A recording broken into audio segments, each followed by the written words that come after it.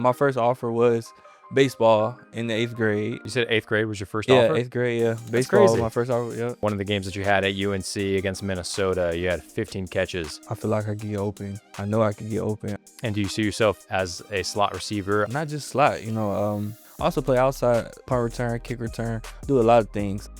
From Atlanta, Georgia, so you're returning home. Yep. Yeah, you're very familiar with this part.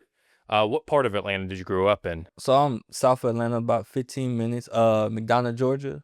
Yes. You heard of it? Yeah. Me and my wife are actually looking for a house over there. Oh yeah, it's a good spot. Yeah, you can Yeah. check it out. Yeah. Yeah. So which high school did you go to? Dutchtown High School.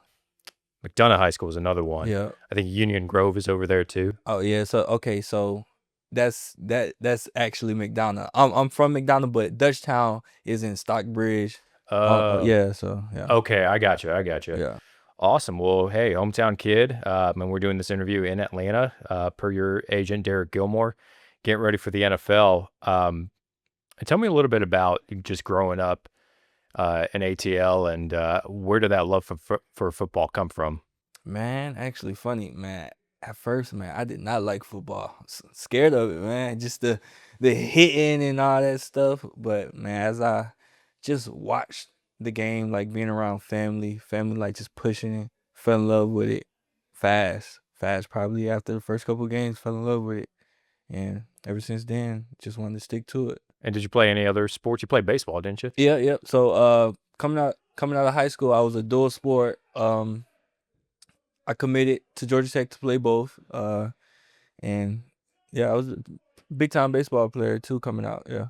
Was that like a hard decision when you were trying to choose between football and baseball, which path you'd go on? No, it was easy because I loved both of them. It just I didn't end up playing baseball because of COVID. It was just a lot going on at the time. I graduated in 2020, so it was at the heart of COVID. When you made that decision to go to Georgia Tech, were there any other schools, and which schools were there that showed you interest? So initially I committed to NC State to play both. Then I wanted to play for Coach Collins.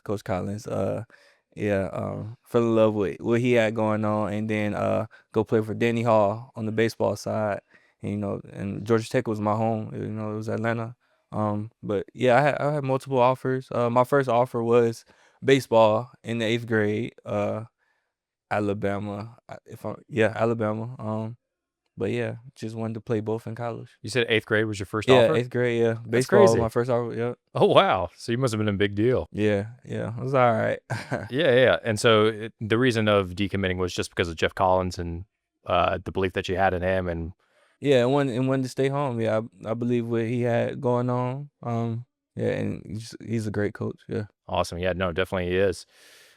So you go to Tech, and you're there from 2020 to 2022. It wasn't until probably your third year that you picked it up. I think it was, 60 receptions, 655 yards, and 3 touchdowns. What kind of switched and made you, your third year, just elevate your game? Yeah, coming off my second year, I learned a lot. They brought in an older guy at the beginning of my second year. He taught me a lot. I think just getting in the film room more and just becoming more of a student of the game. And then the third year, I just put it all into action, just went out there and played, I mean, having a year like that, you'd assume that the momentum would keep on going, but you decided to enter the transfer portal. What was the decision behind that? That was the year Coach Collins, we end up letting Coach Collins go around the 4th game, I'm not mistaken. And I wanted to go play for UNC because high power offense. They always threw the ball well, and I just thought that would be a good decision. Took a while at UNC. What was it? Your first year there, you played with 3 different quarterbacks. Yeah. But there was a little bit of stability at UNC with Drake Maye. Oh yeah, most definitely. What was it like playing with him? Oh yeah, he's he's just a ball player. He's not a quarterback. I would like to say he's just a ball player. He just play ball, and that's what makes him special. Your role in that offense, just describe to me a little bit more about that, because you came in after Josh Downs, someone that has a similar build, similar, playing slot receiver, was in offense. He went to the NFL. You come in. were you immediately just put into that Josh Downs route running slot receiver role?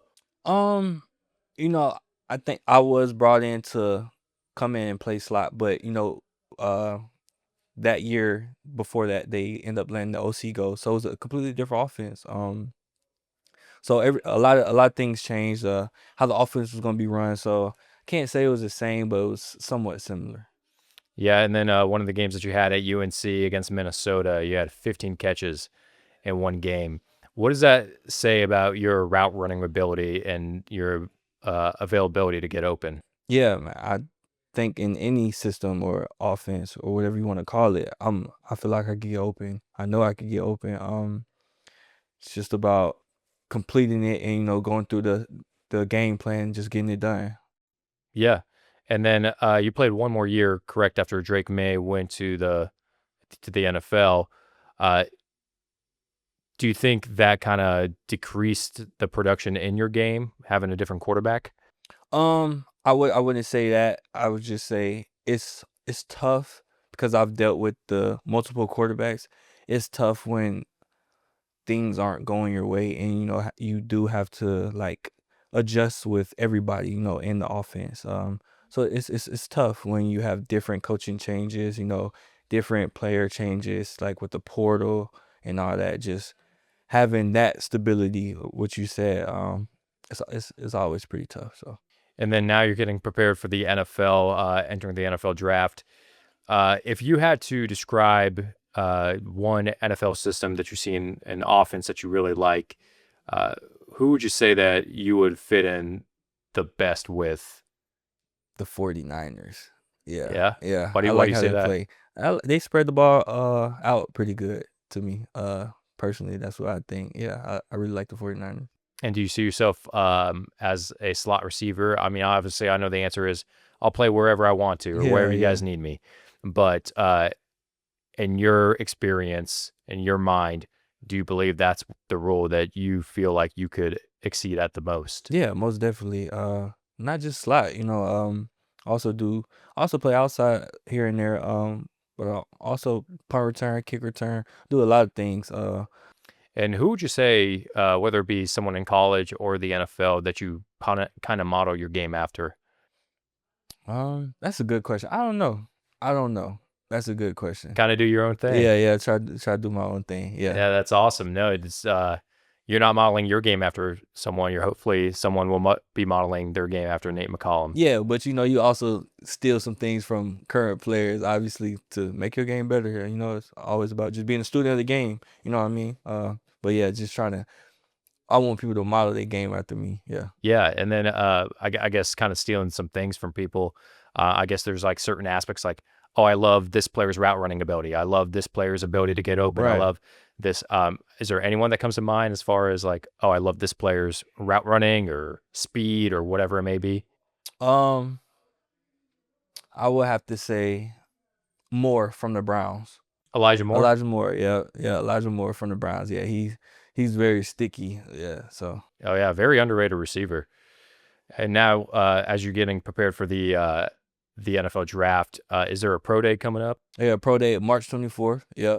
Okay, and that's like the big event that you're preparing for. Yeah, yeah, yeah. What's like the preparation that goes into that? Man, day in, day out, just everything.